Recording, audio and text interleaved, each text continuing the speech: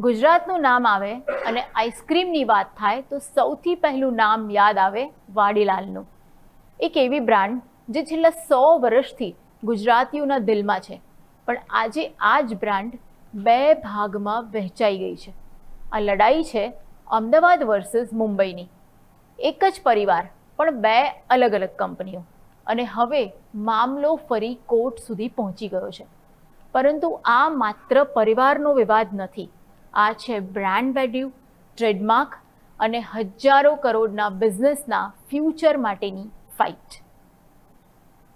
અર્થની વાતમાં એક કંપનીના કોર્ટ ડિસ્પ્યુટની વાત આપણે શા માટે કરી રહ્યા છીએ એ સમજવા માટે સૌથી પહેલાં તો વાડીલાલના 119 વર્ષના ઇતિહાસ અને એક લીગસી પર એક નજર કરી લઈએ. વાડીલાલની શરૂઆત વર્ષ 1907માં અમદાવાદમાં થઈ હતી. શરૂઆત એક નાનકડા સોડા ફાઉન્ટેનથી થઈ હતી, પછી આઈસ્ક્રીમ, અને આજે વાડીલાલ દેશની સૌથી મોટી ભારતીય આઈસ્ક્રીમ બ્રાન્ડ્સમાં સામેલ છે. આજે કંપની પાસે 200થી વધુ સ્ટોક કીપિંગ યુનિટ્સ છે, 50થી વધુ ફ્લેવર્સ છે, મોટો ફ્રોઝન ફૂડનો બિઝનેસ છે, પોર્ટફોલિયો છે, 1 લાખથી વધુ રિટેલ ટચ પોઈન્ટ્સ છે, 1000થી વધુ ડિસ્ટ્રીબ્યુટર્સ છે. ભારત ઉપરાંત અમેરિકા, કેનેડા, યુરોપ, ગલ્ફ સહિત 40થી વધુ દેશોમાં આ કંપની પોતાની નિકાસ કરે છે. હવે વાત કરીએ સમગ્ર વિવાદની. એવું તો શું થયું કે એક જ કંપનીના પરિવારમાં સભ્યો હવે કોર્ટમાં સામસામે આવીને ઊભા રહી ગયા છે. આમ તો આખો વિવાદ આજે નથી શરૂ થયો. એક જ પરિવાર દ્વારા ચલાવાતા વાડીલાલમાં વિવાદ વર્ષો પહેલાં શરૂ થઈ ગયો હતો, અને એટલે જ 1993માં પરિવાર વચ્ચે સમજૂતી થઈ હતી. તેમાં બિઝનેસનું ડિસ્ટ્રીબ્યુશન થયું હતું. મુંબઈ ગ્રુપને મહારાષ્ટ્ર, ગોવા, કર્ણાટક, કેરળ અને એ સમયના આંધ્રપ્રદેશના વાડીલાલ નામથી ઉત્પાદન અને વેચાણનો અધિકાર મળ્યો, જ્યારે અમદાવાદ ગ્રુપ પાસે બ્રાન્ડના અન્ય અધિકારો રહ્યા.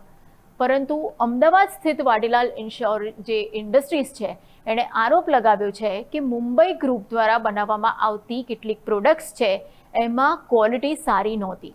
કંપનીએ એવો પણ આક્ષેપ કર્યો છે કે કેટલીક પ્રોડક્ટ્સમાં ફૂડ સેફ્ટી સંબંધિત પ્રશ્નો ઊભા થયા છે. અમદાવાદ ગ્રુપનું કહેવું છે કે જો ગ્રાહકને ખરાબ અનુભવ થાય તો નુકસાન આખી જે વાડીલાલ બ્રાન્ડ છે એને થાય છે. એટલે કંપનીએ 26 મે 2026ના રોજ મુંબઈ ગ્રુપને નોટિસ મોકલી. આ નોટિસમાં 1993માં જે ડિસ્ટ્રીબ્યુશન કરવામાં આવ્યું હતું એને ક્લોઝ કરવાની જાહેરાત કરવામાં આવી. મુંબઈ ગ્રુપે કોર્ટમાં દલીલ કરી કે એમને દાયકાઓથી મળેલા રાઇટ્સ આ રીતે વન સાઇડેડ ડિસિઝનથી ખતમ થઈ શકે નહીં. સિંગલ જજે મુંબઈ ગ્રુપને વચગાળાનું રક્ષણ આપ્યું, અને હવે અમદાવાદની વાડીલાલ ઇન્ડસ્ટ્રીઝે એ નિર્ણયને કોર્ટમાં ફરીથી પડકાર્યો છે. ભારતમાં આઈસ્ક્રીમ ઇન્ડસ્ટ્રીનું જે કદ છે એ આજે અંદાજે 30,000થી 35,000 કરોડ સુધી પહોંચી ગયું છે. આ માર્કેટ દર વર્ષે આશરે 12થી 15% દરે આગળ વધી રહ્યું છે. અને આઈસ્ક્રીમ માર્કેટમાં આપણે જાણીએ છીએ ઘણી બધી બ્રાન્ડ્સ છે. એમાં અમૂલ છે, હેવમોર છે, ક્વોલિટી વોલ્સ છે, મધર ડેરી છે અને વાડીલાલ છે. આ બધી બ્રાન્ડ્સ વચ્ચે સતત સ્પર્ધા વધી રહી છે. વાડીલાલ ઇન્ડસ્ટ્રીઝ આજે એક લિસ્ટેડ કંપની છે. કંપનીની માર્કેટ કેપ અંદાજે 4500થી 5000 કરોડની આસપાસ છે. રિટેલ ઇન્વેસ્ટર્સનો પણ એમાં હિસ્સો છે. એટલે પરિવારનો વિવાદ માત્ર પરિવાર સુધી મર્યાદિત રહેતો નથી. એની અસર પડે છે શેર હોલ્ડર્સ પર, સાથે જ ડીલર્સ પર પણ અસર પડે છે, ડિસ્ટ્રીબ્યુટર પર તેની અસર પડી શકે છે, એક્સપોર્ટ બિઝનેસ છે એને પણ આ વસ્તુ અસર કરે છે, અને છેવટે બ્રાન્ડ ઇમેજ પર એની સૌથી મોટી અસર થાય છે. જો કોર્ટ કેસ લાંબો ચાલે તો સૌથી મોટું નુકસાન એ થશે કે કંપની કસ્ટમર્સનો ટ્રસ્ટ ગુમાવી દેશે. ગુજરાત માટે સૌથી મોટું લેસન આમાંથી શીખવા જેવું છે.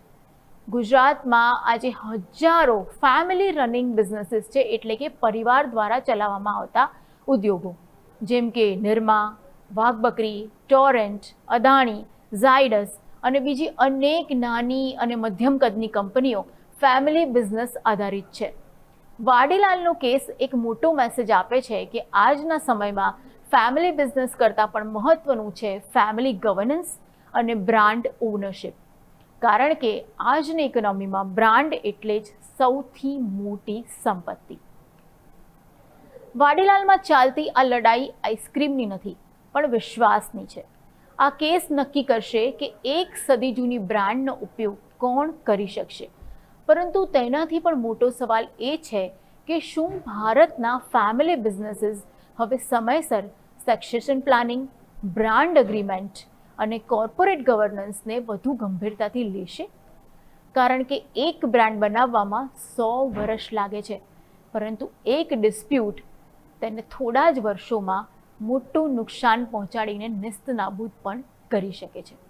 અને આ જ છે વાડીલાલ ડિસ્પ્યુટમાંથી શીખવાનો સૌથી મોટો પાઠ.